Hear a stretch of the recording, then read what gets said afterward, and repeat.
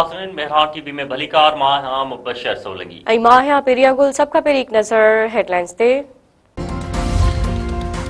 Field marshal Syed Asim Munir चयो आहे त पाक फौज अंदरूनी ऐं ॿाहिरनि ख़तरनि खे मुंहुं ॾियण लाइ तयारु आहे।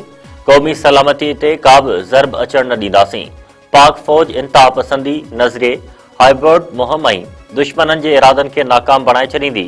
फील्ड मार्शल आसिम मुनीर गुजरावाला ऐं सियालकोट छावनियुनि जो दौरो करे फॉर्मेशन्स जी तरबियती मश्कुनि जो मुआइनो कयो। ISPR मूजिबि फील्ड मार्शल खे जंगी सलाहियतुनि खे वधीक मज़बूत करण बाबति ब्रीफिंग ॾिनी वई। फील्ड मार्शल आसिम मुनीर पारां टेक्नोलॉजीअ जे वाधारे जी अहमियत ते ज़ोर, फॉर्मेशन जी पेशेवरानी मयार ऐं गॾियल तयारी जी साराह। वज़ीर आज़म शहबाज शरीफ़ चयो आहे त पाकिस्तान में रेगुलेटरी जे सुधारे वारी तक़रीब में शिरकत करण ते ख़ुशी थी आहे। आवाम ऐं कारोबारी तबिके जे सालनि खां रेगुलेटरी में सुधारे जी ख़्वाहिश हुई। नेशनल रेगुलेटरी रिफॉर्मर्स जे लाहौर में इफ्तिताही तक़रीब खे ख़िताब कंदे वज़ीर आज़म शहबाज शरीफ़ चयो त सरमाएदार, सनतकार ऐं ताजिर बिरादरी कानूनी मुंझारनि ऐं डिघे तरीक़ेकार जे करे सख़्तु परेशान हुआ। जल्द सुधारा आणे आसान तरीक़ेकार बणायो वेंदो।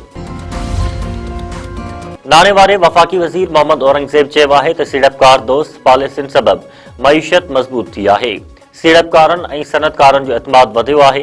एक्सपोर्ट में वाधारे सां परॾेही नाणे जा ज़ख़ीरा बि वधिया आहिनि। IMF सरकारी मुलाज़िमनि जा असासा ज़ाहिर करण जो चयो आहे। पार्लियामेंट ऐं सरकारी मुलाज़िमनि जा असासा ज़ाहिर करण जो कानून अॻु ई मंज़ूर कराए चुका आहियूं। लाहौर में चैम्बर्स जे इजलास खे ख़िताब कंदे वफ़ाक़ी वज़ीर मोहम्मद औरंगज़ेब चयो त प्राइवेट सेक्टर खे मुल्क खे लीड करणो पवंदो। नौकरियुनि जा मौक़ा कढणु सरकार जो न पर प्राइवेट शोबे जो कमु आहे। महांगाई कंट्रोल हेठि आहे। दिफ़ा वारे वफ़ाक़ी वज़ीर ख़्वाजा आसिफ चयो आहे त धांधलीअ ज़रिए PTI बानी खे इक़्तिदार में आंदो वियो। PTI बानी जो प्रोजेक्ट 10 खां 12 साल अॻु ज़ोर शोर सां शुरू थियो। लाहौर में PTI जे पहिरें जलसे जा इंतज़ाम ॻुझनि हथनि कया। फैज़ हमीद जे दौर में पार्लियामेंट खे ISI जो मातहत इदारो बणायो वियो।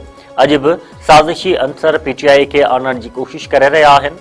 सियालकोट में प्रेस कॉन्फ्रेंस कंदे वफ़ाक़ी वज़ीर ख़्वाजा आसिफ चयो त 9 मई वारी तबाही फैज़ हमीद ऐं PTI जो गॾियल मंसूबो हो।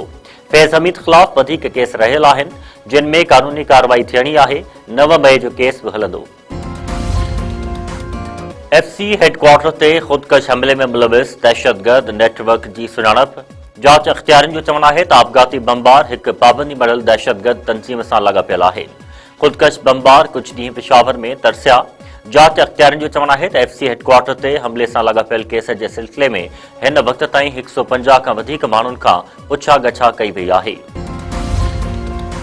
मौसमियात खाते पारां मुल्क जे मुख़्तलिफ़ इलाइक़नि में बर्फ़बारी ऐं बरसात जी ॻक थी। मौसमियात खाते मूजिबि 13 खां 15 दिसंबर ताईं जाबलू इलाइक़नि में बर्फ़बारी सां गॾु बरसात जो इम्कान आहे।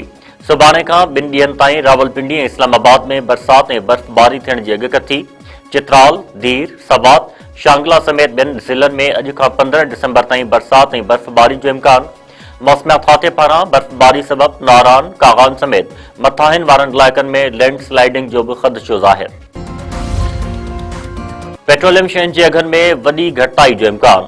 16 दिसंबर खां पेट्रोल 36 पैसा ऐं हाई स्पीड डीज़ल 11 रुपया 95 पैसा सस्तो थींदो। ओघरा खे सिफ़ारिशूं मारियूं वयूं। ज़रियनि मुताबिक़ लाइट डीज़ल 10 रुपया ऐं गासलेट 11 रुपया 70 पैसा फ़ी लीटर सस्तो थींदो। पेट्रोलियम शयुनि जे अघनि में रदोबदल जी हतमी मंज़ूरी वज़ीर आज़म ॾींदो। सिंध जे मुख़्तलिफ़ इलाइक़नि में पुराणनि तकरारनि तां वाटड़ू समेत 3 ॼणा क़त्ल। चक जे ॻोठ रबनो जतोई में कार मामले तां मिसराणी ऐं जतोई बिरादरी जी ॿिनि धुरियुनि में झेड़ो। गोलियूं लॻण सबबि शेखू मिसराणी ऐं वाटड़ू बहराम कोश मारिजी वियो। जाड़ो ऐं अब्दुर्रहीम ज़ख़्मी थी पिया। बख्शापुर जे ॻोठ मोहम्मद हसन डोमकीअ में डोमकी बिरादरी जी ॿिनि धुरियुनि में पुराणे तकरार तां झेड़े में नौजवान अब्दुल अज़ीज़ डोमकी क़त्ल थी वियो। लाश इस्पताल मुंतक़िल।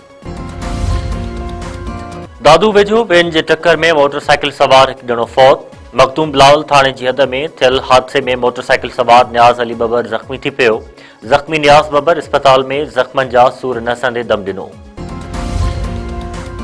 हेंगोर जा भरिसां 5 ॾींहं अॻु पुरसार नमूने गुम थियल दुकानदार जो रोहड़ी केनाल मां लाश हथ। नेपार जा वेझो रोहड़ी केनाल मां दुकानदार आमिर सहतो जो लाश मिलियो। मक़ामी टोबनि लाश कढी इस्पताल पहुचायो, जिथे वारसनि लाश जी आमिर सहतो तौरु सुञाणप कई। मुरीद शाख मां अगवा थी वियल दुकानदार खे बाज़ियाब करण जी दावा। खंबरा पुलिस मुक़ाबले दौरान शब्बीर मेमन खे बाज़ियाब कराए वरितो। पुलिस मूजिब कचे में मुक़ाबले दौरान दुकानदार शबीर मेमन खे बाज़ियाब करायो वियो आहे।